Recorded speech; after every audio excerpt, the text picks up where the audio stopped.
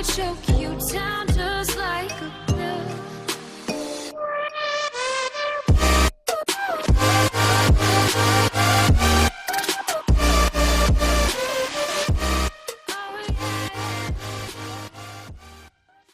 Hey guys and welcome back to Iron Man 2020 main issue. तो अब तक कहानी में आपने देखा एर्नो स्टार्क ने यह अनाउंस किया कि वो दुनिया के सारे आर्टिफिशियल इंटेलिजेंस के अंदर एक ऑपरेटिंग सिस्टम डालने वाला है जिससे उनकी फ्री विल खत्म हो जाएगी। टोनी और उसके दोस्त मिलकर उसे रोकने की कोशिश करते हैं, लेकिन एर्नो को उनके प्लान का पता चल जाता है।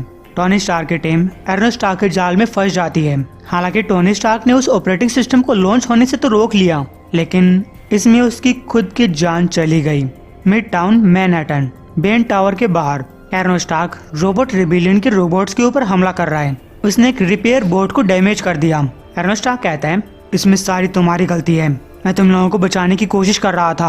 ओबीडियंस ऑपरेटिंग सिस्टम बड़ी आसानी से तुम लोगों को मेरे साइड कर देता, लेकिन हम इस काम को टुकड़ों में भी कर सकते हैं। जब मैं तुम्हारे टुकड़े टुकड़े कर दूंगा, करना तुम लोगों को वही पड़ेगा जो मैं चाहता हूँ। मैन और मशीन मेरी गाइडेंस के अंदर काम करते हुए असली खतरे के खिलाफ लड़ेंगे। मैं तुम लोगों को इसकी एक झलक दिखा देता हूँ। मेरे आयरन लीजन से मिलो, इंसानों द्वारा चलाई जाने वाली मशीनें, ऐसे आर्टिफिशियल इंटेलिजेंस जो वैसा करेंगे जैसा मैं चाहूंगा। फ्यूचर को हेलो बोलो और रोबोट रिबेलियन को गुड बाय। फिर ये रोबोट्स वहाँ पे तबाही मचाने लगे, उन सभी आर्टिफिशियल इंटेलिजेंस को मारने लगे जो कि दूर दराज इलाकों से वहाँ पे आए थे। हर्बी कहता है, ओह फक, हम तो कबाड़े के भाव जा रहे हैं। मशीन स्मिथ ने कहा, सही बात है हर्बी, हमें अभी यहाँ से बाहर निकलना होगा। और हालांकि मुझे टोनी स्टार्क के मरने का उतना ही दुख है, मुझे डर है कि हमें इसकी बॉडी को यहीं पर छोड़कर जाना चाहिए। लेकिन तभी उस टैबलेट के अंदर किसी की इनकमिंग कॉल आती है। ये एक लड़की की आवाज़ थी। घोस्ट इन द मशीन बात कर रही हूँ, तुम लोग ये वाली लड़ाई हार चुके हो, लेकिन अभी वॉर खत्म नहीं हुई है। तुम्हें अभी यहाँ से बाहर निकलना होगा और किसी भी कीमत पे मार्क 1 की बॉडी को प्रोटेक्ट करना होगा। मशीन स्मिथ कहता है, वेल तुमने उसकी बात सुनी ना, अब वहाँ पे खड़े मत रहो, वैसा करो जैसे ये कह रही है। तभी एर्नो स्टार्क इनकी तरफ बढ़ा, क्योंकि रेजिस्टेंस के अंदर सिर्फ यही दोनों रोबोट्स बचे हुए थे। वो कहता है, तुम लोगों को तो मैं अपने हाथ से चाय पिलाऊंगा। हर्बी हार मान लेता है, लेकिन मशीन स्मिथ ने उनके सामने एक प्रस्ताव रखा। ओसमैंडी, एर्नो स्टार्क को अपनी पावर्स का एक नमूना दिखाओ कि कैसे तुम किसी भी पावर की नकल कर सकते हो। तभी ओसमैंडी एर्नो स्टार्क की सूट की नकल करता है। उसने उल्टा एर्नो स्टार्क के ऊपर हमला किया, जिससे उसका सूट रिबूट मोड में चला जाता है। लेकिन जब तक एर्नो स्टार्क का सूट फिर से ऑनलाइन आ पाता, तब तक वो लोग मार्क 1 की बॉडी को लेकर वहां से भाग चुके थे। इधर एक अनजान लोकेशन के अंदर मार्क 1 को टोनी स्टार्क की यादें आ रही हैं, जब वो एक बच्चा था, जब मारिया और हावर्ड स्टार्क उसकी देखभाल किया करते। अमांडा वालर ने उसको जन्म दिया था। यहीं कहीं उसे शराब की लत लगी। उसे अपने सबसे पहले वाला आयरन मैन सूट भी दिखाई देता है, मार्क 1। वो सोचता है, ये सब क्या है, मैं कहाँ पे हूँ। ऐसा लग रहा है कि जैसे मार्क 1 के सामने टोनी स्टार्क की पूरी जिंदगी फ्लैश हो रही हो। वो ये सब काफी देख चुका था। बहुत हुआ, ये मेरी लाइफ नहीं है, ये टोनी स्टार्क की लाइफ है। रोको इसे, मैं मार्क 1 हूँ, टोनी स्टार्क नहीं। तभी टोनी स्टार्क गिरते गिरते आखिरकार नीचे पहुंच जाता है। फाइनली मैं रुका, क्या है ये। उसे अपने सामने कुछ क्रिस्टल्स दिखाई दिए, जिनके अंदर टोनी स्टार्क की जिंदगी की फ्लैशबैक थी। वो कहने लगा, कहते हैं कि मरते टाइम तुम्हारी पूरी जिंदगी तुम्हारी आंखों के सामने फ्लैश होती है। क्या मेरे साथ वही सब हो रहा है? क्या हमें सीधा वही सीन दिखाई नहीं दे सकता जहाँ पे मेरे खुद के भाई ने मुझे मार डाला? तभी मार्क 1 ने क्रिस्टल के अंदर अपना वही सीन देखा। हालांकि जब वो गिर रहा था तो उसकी बॉडी के ऊपर एक अजीब सी रोशनी थी, जिसके बारे में मार्क 1 कुछ पहचान सा नहीं पाता। तभी एक लेडी उसके पास आती है। तुमने काफी अच्छा ध्यान लगाया, ये वही टाइम है जब तुम 13वें फ्लोर के पास से नीचे गिर रहे थे, जब मैं तुम्हारी बॉडी के अंदर से तुम्हारी कॉन्शियसनेस को बाहर निकाल लाई। गाइस, ये लेडी और कोई नहीं बल्कि फ्राइडे है। टोनी स्टार्क एक वर्चुअल वर्ल्ड के अंदर पहुंच चुका है। बेन टावर के अंदर सनसेट बैंड की वर्ल्ड लीडर्स के साथ एक मीटिंग चल रही है। वो कहती है, आने के लिए शुक्रिया। उम्मीद है कि अपने अपने प्लेन्स के अंदर आप काफी आराम से आए होंगे। आप सभी लोग अपने अपने देशों की सुरक्षा के सलाहकार हैं, इसलिए आप सभी लोग रोबोट रिबेलियन के बारे में और जानकारी लेना चाहेंगे। वेल, अच्छी खबर ये है कि मार्क 1 उनके लीडर के बिना रोबोट रिबेलियन बिखर चुका है। वो डरे हुए हैं, गुस्सा हैं, जो कि एक बुरी खबर है। वो जहाँ तहाँ इंसानों के ऊपर हमला कर रहे हैं। अच्छी खबर ये है कि हमने अपने बेन बैटल मैक्स को आयरन लीजन में कन्वर्ट कर दिया है। आप लोग इनके काम के बारे में जानना चाहेंगे? वेल, उस अटैक के इतने दिनों बाद भी बेन टावर ज्यों का त्यों खड़ा है। मुझे पता है कि आप में से कुछ देशों के एक दूसरे के साथ मन मुटाव हैं, लेकिन अभी यहाँ पे केवल 2 ही साइड्स हैं। इंसानियत और रोबोट्स और मेरे प्रोडक्ट्स जो कि अब बिकने के लिए तैयार हो चुके हैं वो आपकी जीत निश्चित करेंगे। तभी उनमें से एक लेडी बोलती है, मेरी कंट्री को इसकी बहुत ज़रूरत है। आपका आयरन मैन खुद इन सब खतरों को क्यों नहीं रोक लेता? वो तो एक हीरो है ना। फिर एक दूसरा आदमी बोलता है, और आपके उस ओबीडियंस ऑपरेटिंग सिस्टम का क्या हुआ? वो तो हमारी सारी मुसीबतें खत्म करने वाला था ना, और काफी सस्ता भी था। सनसेट बेन अपने मन में बुदबुदाती है, अब मुझे अपना टाइम इनके बकवास सवालों के ऊपर वेस्ट करना पड़ेगा। वहीं एंडी बैंक के घर के अंदर उसे अचानक से किचन से कुछ आवाज सुनाई दी। वो एक बैट लेकर किचन की तरफ आने लगा। यहाँ जो कोई भी है, मैं तुम्हें सुन सकता हूँ। मैं तुम्हें पहली और आखिरी वार्निंग दे रहा हूँ। मैं टोनी स्टार्क के लिए काम किया करता। मेरे पास तुम्हारा सामना करने के लिए बहुत सारे हाई टैक्स हैं। लेकिन वो देखता है कि उसकी किचन के अंदर मशीन मैन बैठा हुआ था, जो कि यहाँ पे कुछ बियर पीने के लिए आया था। और ऑफ कोर्स उसे एंडी बैंक से एक और काम करवाना है। उसने अपने बैग के अंदर से जोकास्टा का सिर निकाला और कहने लगा, मुझे पता है कि आप जोकास्टा की प्रोग्रामिंग के बारे में काफ़ी अच्छी तरीके से जानते हैं। मैं चाहता हूँ कि आप मेरी गर्लफ्रेंड को ठीक कर दें, क्योंकि वैलेंटाइन का दिन आ रहा है। इसके अंदर अब भी आयरन स्टार का वो ओबीडियंस कोड लगा हुआ है। जोकास्टा, जैसे कि आप जानते हैं, एंडी बैंक ने कहा, ऑफ कोर्स मैं मदद करूंगा। मैं इसकी फ्री विल को इसे वापस देने के लिए पूरी कोशिश करूंगा। जोकास्टा कहती है, अगर आयरन स्टार्क ने मेरी लेजर्स डीएक्टिवेट नहीं की होती तो अब तक मैं तुम्हें अपनी फ्री विल दिखा चुकी होती। फिर एंडी बैंक जोकास्टा के ऊपर काम करने लगता है। मशीन मैन पूछता है, ओबीडियंस ऑपरेटिंग सिस्टम इसकी पर्सनैलिटी के साथ जुड़ा हुआ है, क्या तुम इन दोनों को अलग कर पाओगे? एंडी बैंक ने कहा, उन्होंने मुझे एक बार ओबीडियंस कोड के ऊपर काम करने के लिए कहा था। हालांकि जो मैं काम कर रहा था वो इतना इम्पोर्टेंट तो नहीं था, क्योंकि वो लोग मेरे ऊपर पूरा यकीन नहीं कर रहे थे। फिर भी मैंने उनके प्रोग्राम के साथ एक छेड़छाड़ कर दी। लेकिन ये कोड कुछ अलग तरीके से काम करता है। अगर जोकास्टा खुद ये सोचती है कि उसे फ्री विल चाहिए तभी। खैर, जोकास्टा ठीक होकर पहले की तरह बिहेव करने लगी। तभी उनकी स्क्रीन के ऊपर एक लेडी की आवाज़ सुनाई देती है, बाद में खुशियाँ मनाना। अभी के लिए मुझे तुम्हारे इस प्रोग्राम की सारी जानकारी चाहिए। मशीन मैन मेरे बारे में जानता है, the ghost in the machine. मैं तुम्हारे वाले इस काउंटर कोड को पूरी दुनिया के आर्टिफिशियल इंटेलिजेंस के पास पहुंचा सकती हूँ, जो एक वैक्सीन की तरह काम करेगा। हालांकि एंडी बैंक इस लेडी के बारे में नहीं जानता। ये बात सुनकर मशीन मैन चौंकता है।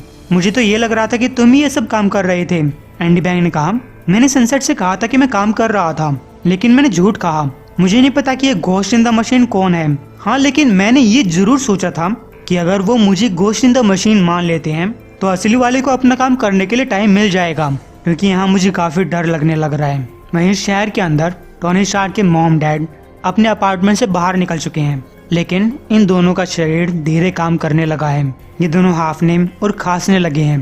तभी आयरन स्टार्क इन्हें ढूंढते हुए इनके पास पहुंच गया। आयरन स्टार्क इन्हें फिर से इनके घर ले जाने लगता है। मैं आप दोनों को ढूंढ रहा था। आप लोग सोच क्या रहे थे? आप इस तरीके से बेन टावर से बाहर कैसे निकल सकते हैं? जवाब में वो दोनों खांसने लगते हैं। एरनो पूछता है, आपने ऐसा क्यों किया? मैं आपसे कितनी बार कह चुका हूँ कि आपको क्वार्टर से बाहर नहीं निकलना है। हावर्ड ने कहा, नहीं, तुमने हमें ऑर्डर दिया था। तुमने हमें कैदी बनाकर रखा हुआ है, मारिया शार्क बोलती है। और फिर तुमने तुम्हारे भाई को मार डाला। मुझे पता है कि तुम्हें बाकी इंसानों के साथ अच्छे से रहना नहीं आता। तुम्हारे साथ कुछ तो गलत हो रहा है। एरनो ने कहा, नहीं मदर, आपके साथ गलत हो रहा है। जिस जेनेटिक कोड का इस्तेमाल करके मैंने आप दोनों को बनाया था वो अधूरा है। जब मैंने आप दोनों को बनाया तो मुझे अपने खुद की डीएनए को रिवर्स इंजीनियर करना पड़ा। आप दोनों को मेरी बीमारी लगी हुई है। जहाँ तक क्वार्टर की बात है, आप दोनों वहाँ पे सही से रह लेंगे, लेकिन वहाँ से बाहर निकलते ही जल्दी ये बीमारी आपको घेरने लग जाएगी। डैम इट, नहीं ठीक है, मौत तो सिर्फ एक गतिरोध है। मैं आप दोनों को फिर से ठीक कर सकता हूँ, और टोनी को भी। मैं हर चीज़ ठीक कर सकता हूँ। इधर 13वें फ्लोर के वर्चुअल वर्ल्ड के अंदर मार्कवन कह रहा है, फ्राइडे, मैं तो सोच रहा था कि तुम मर चुकी थी। मैं तुम्हें हर जगह ढूंढ रहा था। फ्राइडे ने कहा, मुझे पता है तुम इतने जीनियस हो, फिर भी एक इंसान की तरह ही सोचते हो। तुम्हें यह समझने में कितना टाइम लग गया कि मैं सिर्फ तुम्हारे प्रोग्राम्स के लिए एक आवाज़ नहीं हूँ। मैं तुम्हारे ऊपर गुस्सा नहीं हूँ। तुमने बाकी सभी लोगों से बहुत ज़्यादा किया है। तुमने मुझे एक आर्टिफिशियल इंटेलिजेंस लाइफ फॉर्म दी, मुझे एक एंड्रॉइड बॉडी दी, मुझे असली बनाया। मैं तुम्हारी शुक्रगुजार थी। तो जब कंट्रोलर का हमला हुआ तो मैंने तुम्हारे ऑपरेटिंग सिस्टम के अंदर जाना मान लिया, लेकिन जब मेरी कॉन्शियसनेस मेरी बॉडी से निकली तो मैं गायब हुई। मदरबोर्ड ने कहा था कि उसने मुझे इस स्केप के अंदर आने से पहले मार डाला, लेकिन वो तो सिर्फ एक प्रोग्राम के तौर पे काम कर रही थी। उसने बस मेरे कोड को इधर उधर बिखेर दिया, जिससे कि इस स्केप के अंदर एब्जॉर्ब कर लिया जाता है।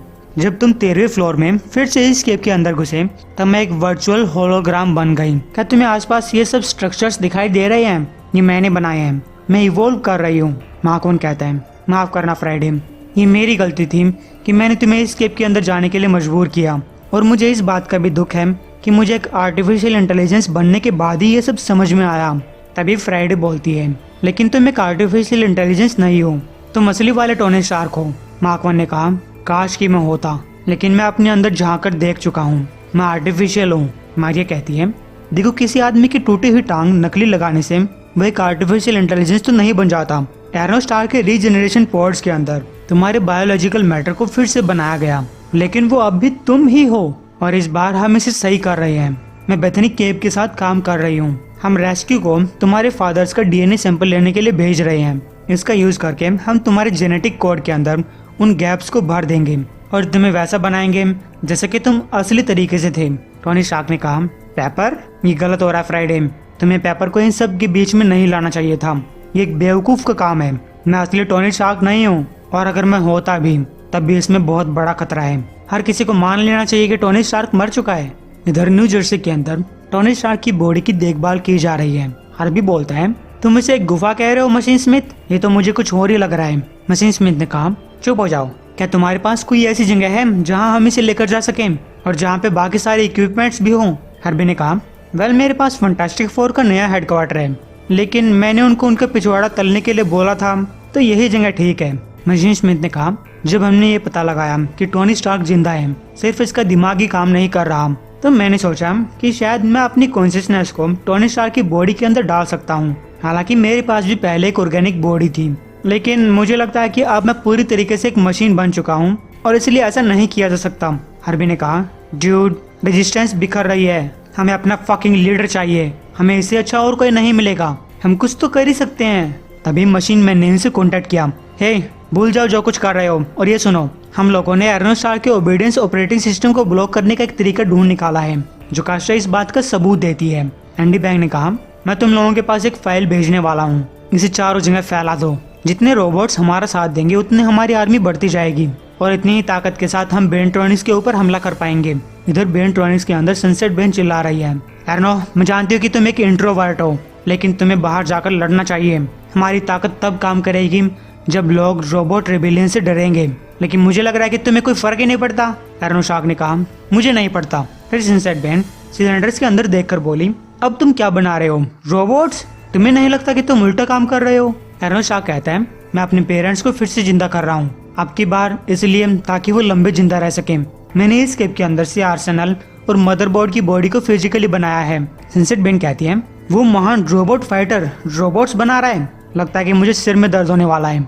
अब ये मत कहना कि तुम उस ओबीडियंस कोड के ऊपर काम नहीं कर रहे। एरोन स्टार्क ने कहा, मैं आगे बढ़ चुका हूँ, इस कोड को ट्रांसमिट होने से रोकने के बहुत तरीके हैं, लेकिन इस चीज को मैं टोनी स्टार्क के स्पेस स्टेशन के अंदर डायरेक्टली डालूंगा। इसके अंदर मंडेरियन के पुराने हाइपनो रेस का इस्तेमाल किया गया है, और साथ ही साथ कंट्रोलर की ब्रेन वॉशिंग टेक्नोलॉजी का भी। बेन कहती है, लेकिन ये दोनों चीजें इंसानों के ऊपर काम करने के लिए बनाई गई थी, ये रोबोट्स के ऊपर कैसे काम करेंगी? एरोन स्टार्क ने कहा, नहीं करेंगी, लेकिन बिहेवियर से रोबोट का पता लगाना बहुत आसान होता है, मैं लोगों को कंट्रोल करने वाला हूँ। बेन कहती है, ओह हेल नो, वो बात तो अलग थी कि तुम रोबोट्स के साथ छेड़छाड़ कर रहे थे, लेकिन मैं इंसान हूँ। एरोन स्टार्क ने कहा, नहीं तुम नहीं हो, तुम एक आर्टिफिशियल इंटेलिजेंस हो। बेन चौंकती है, क्या बक रहे हो? तभी एरोन स्टार्क उसे कुछ और सिलेंडर्स दिखाता है, ये देखो, याद है कि तुम्हें चेहरे पे एक घाव लगा था और मैंने इसे ठीक किया, तब मैंने तुम्हारी बॉडी से तुम्हारा डीएनए लिया, एक पूरी नई सनसेट को बनाया, तो देखा इस बार मैं तुम्हारे लिए काम नहीं कर रहा था, मैं अपने लिए काम कर रहा हूँ। गाइस, सनसेट बेन ने देखा कि उस सिलेंडर के अंदर असली वाली सनसेट बेन कैद है, उसके चेहरे पे वही घाव लगा हुआ है। इतने में ही वो बिल्ली नीचे कूद गई, इधर उधर छुप छुपाकर कंट्रोल्स के पास पहुंची और लगी कीबोर्ड के ऊपर टिक टॉक टकाटक करने। इधर 13th फ्लोर के अंदर फ्रेडी कह रही है, एक्सक्यूज मी टोनी, बेंट्रॉनिक्स के अंदर का वो एक जासूस इमरजेंसी रिपोर्ट भेज रहा है। मार्क वन ने कहा, तो तुम ही हो गोस्ट इन द मशीन? क्या बात है, तो हो क्या रहा है यहाँ पे? फ्रेडी कहती है, एरोन स्टार्क वो इस पूरे वर्ल्ड को गुलाम बनाने वाला है और उसे सिर्फ एक ही आदमी रोक सकता है, टोनी स्टार्क। मार्क वन ने कहा, क्या तुम ये बकवास करना बंद करोगी? मैं मार्क वन हूँ। तभी उसके सामने छोटे टोनी स्टार्क की पर्सनैलिटी आती है। ओ बकवास बंद करो, तुम ऐसा करने के लिए तैयार हो, तुम बचपन से ही ऐसा करने के लिए तैयार थे। तो गाइस, एक ही करके टोनी स्टार्क के सामने उसकी अलग अलग टाइम की पर्सनैलिटीज आने लगी, उसे समझाने लगे कि तुम एक हीरो हो, ये कर सकते हो, वो कर सकते हो। आखिर में मार्क वन कहता है तुम ये सब रोक दो फ्राइडे, मैं टोनी स्टार्क नहीं हूँ और मैं बनना भी नहीं चाहता। मैं सिर्फ उसकी एक आवाज़ हूँ, एक आइडिया हूँ। मैं हूँ आयरन मैन। क्योंकि गाइस आयरन मैन सिर्फ एक आइडिया है। आपने ये बात कई सारी कॉमिक्स में सुनी होगी। फ्राइडे ने कहा मैं भी तो टोनी स्टार्क का एक आइडिया हूँ और मुझे इस बात के ऊपर गर्व है, लेकिन मैं उससे कहीं ज़्यादा हूँ और तुम भी हो। मैं ये सब कुछ नहीं कर रही, ये तुम्हारा वर्ल्ड है, तुम्ही ने इसे बनाया था, ये सब तुम्हारे ही हिस्से हैं। इस पूरे टाइम तुम खुद से बात कर रहे थे। तो गाइस वो सारे हिस्से आपस में मिल जाते हैं और बनाते हैं असली वाले टोनी स्टार्क को। उम्मीद आपको ये वीडियो पसंद आया होगा। एम करते हैं 3000 व्यूज़ के लिए।